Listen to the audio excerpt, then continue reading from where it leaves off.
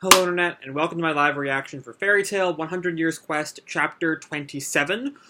We last left off, the gang had left Tekka, gone somewhere, and run into Juvia, the fairy nail version of Juvia. Juvia had a good conversation with Gray, helped Gray kind of realize his feelings for Juvia, and then when Fairy Tail turned to leave the town, the real Juvia showed up on the train. Which is a little fishy because she should be unconscious with Touka, but we'll see about that. Also, I've had a really bad sore throat for the past few days, so I've got this water bottle here just when I need it, you know. Anyway, let's begin. Chapter 27, Wood God Dragon Aldoron. So we know where we're going now. When it's written like that, it sounds a lot like Aldoron from Star Wars. But it's spelled differently. Anyway, our cover picture is Urza mimicking a statue behind her with her sword extended. The continuation of the super popular fantasy, Fairy Tail's strongest take on the impossible quest. Fairy Tail's strongest take on the impossible quest. Alright, let's jump right on in. And we open at the heart of the continent of Giltena, Draciel. The heroes finally arrive at Draciel, sniffing out the trail of the Wood God Dragon Aldoron. And we see a really large city with several fortified castles, it looks like, or mini towns in there. Everyone's looking around, and Natsu is in awe. Awesome! Wow! And Lucy responds, it's even bigger than Crocus. And Urza looks around. There are so many people. And Carla turns to Wendy. Be careful, you'll get lost, Wendy. Huh? Me? And Juvia, who again is still totally brainwashed. That's my big theory, and I know I'm right. Look, Gray, what a cute bakery! Yeah. And Gray flashes back to when Juvia first popped up. Juvia, why are you here, Juvia? Because I chased after you, obviously. Good job figuring out where we were. That's Urza responding. And Juvia's now shaking wildly back and forth. Juvia's Greydar is unbeatable. Well, not much to do if she's already here. How is everyone back at the guild? Carla turns to her. Everyone back at the guild? And Lucy kind of noticed something weird about that. What is it, Juvia? Nothing. Everyone's doing just fine. Super fucking brainwashed, all I'm saying. But Gray takes notice of that. Meanwhile, back at the present, Urza takes charge of the group. Alright, first off, let's find an inn. Aye aye! Lucy responds, since we're all here, let's find a big one. And where will we find the money for that? Small is fine. And Natsu turns to Wendy? Why are you looking at me, Natsu? I don't know what that's about. Alright. I mean, I guess it's Wendy's small, but I don't know what that has to do with anything. So then they arrive at this inn, Lela's inn. And they're, I guess, all hanging out in the inn, and Juvia asks, why are you looking at me, Natsu? Sorry, and then Urza responds, sorry, even when you came all this way. But that was part of the agreement, so we can't share it. In the name of Fairy Tail, we can't break our promise. Okay, I understand. Oh, because they forged the agreement with Elfsaria that it was just the 5 of them. All right. And Lucy turns to Urza. But if that's the case, doesn't that mean she can't travel together with us? And Happy speaks up. Can't we just add more members? No. Once a contract is made, it's final. No worries. Juvia plans to go back soon. I just wanted a glimpse of my dearest Gray's face. And she turns to Gray, and Gray kind of looks away and blushes. Just be patient and wait. And Juvia turns to him. Will you really come back? Of course, in due time. Juvia is always so worried. He'll be okay. He's got us with him, too. And Juvia turns to Gray. You being close to Gray is what I'm most worried about, love rival. Lucy kind of backs off. You also don't have to worry about that. Okay, we'll take care of getting leads tomorrow.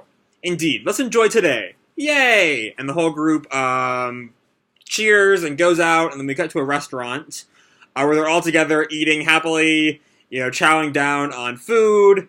We have Juvia with a sign that says "Eat me" to Gray. Natsu and Gray get in a drinking competition. And later that night, they leave the restaurants. And Urza snaps at Natsu. We got thrown out because you got so carried away. How embarrassing. It wasn't just me. And then we see Lucy's looking at the map. And Wendy notices it. What is it, Lucy? Well, I was just looking at the map and this town has an interesting shape. Oh. No, it wouldn't be that. The town is not on top of Aldoron, is it? I don't know.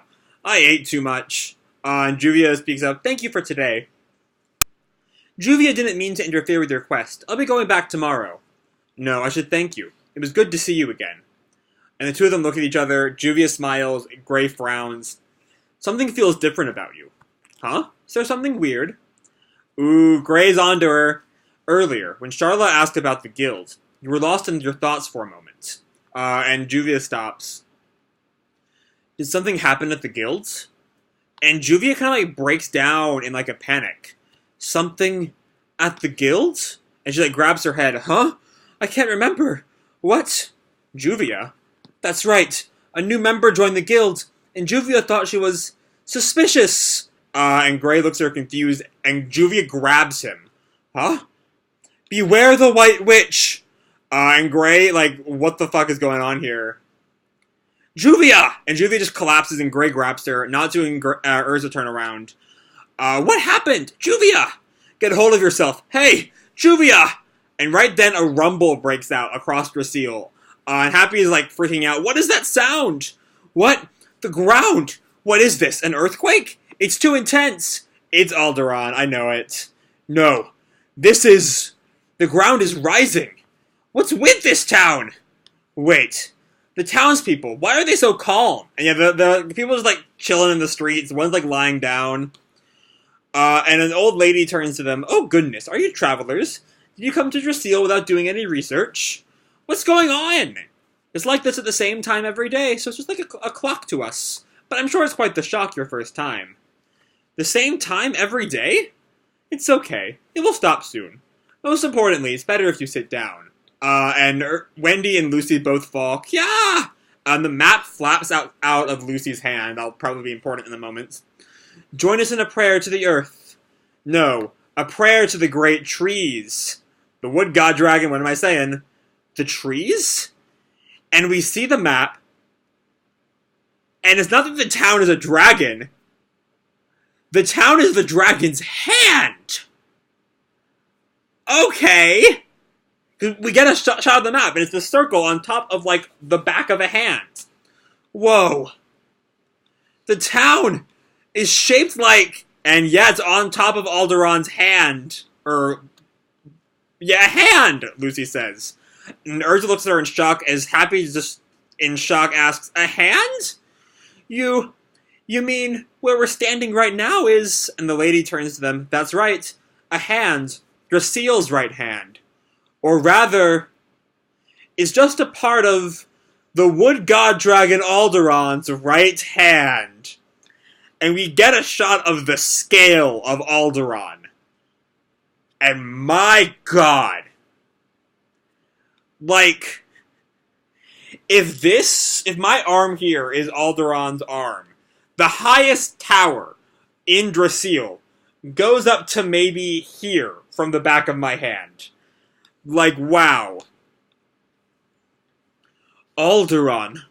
A town on top of its hand? Wait, so we're on top of Aldoron right now? And Natsu sees Aldoron's head. I heard it was big, but this is way too huge. Its size is on a whole other level. Turbulence looms in this wood god dragon arc. Alright. So I have long said that Mashima is great at the beginning of arcs. And this is no different. Just like even ignoring all the Juvia stuff, which there's plenty of stuff to talk about there, it's all overshadowed by the size, the sheer scale and scope of Aldoron. Like, wow. Look at this guy. He is gigantic. I mean, we see mountains, like, that aren't taller than his toenail. Wow. Yeah, so I was kind of right with my theory that the town was on top of Aldoron. I just, figured that it would be like the back of Aldoron would be around the size of Draciel, and I was very wrong about that. Wow. Though it's clear that Aldoron is not really posing a threat to these people, like they're so calm about it. It's kind of the thing that makes you wonder why exactly does Eleftheria have a problem with the Pentadrakes?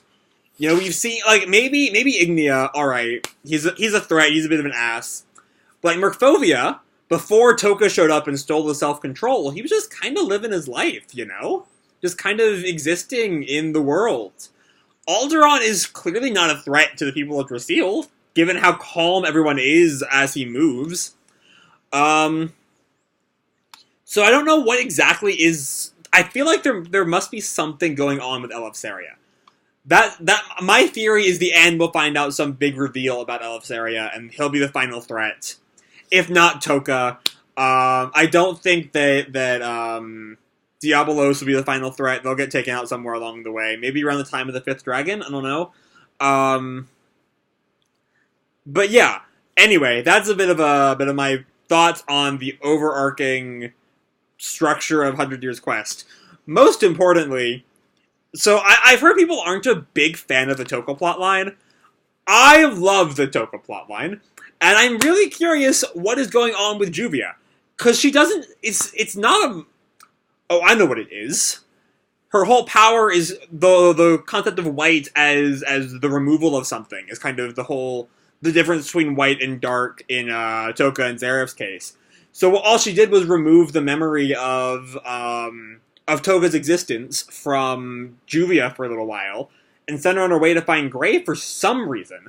There has to be something here, because the only reason Juvia, her memory was clearly impacted by Touka, but she was still able to get away, which means that Touka must be up to something here. I don't know what exactly she's doing with this. We know her goal is to wipe out the magic and fairy tale because they're too strong or whatever.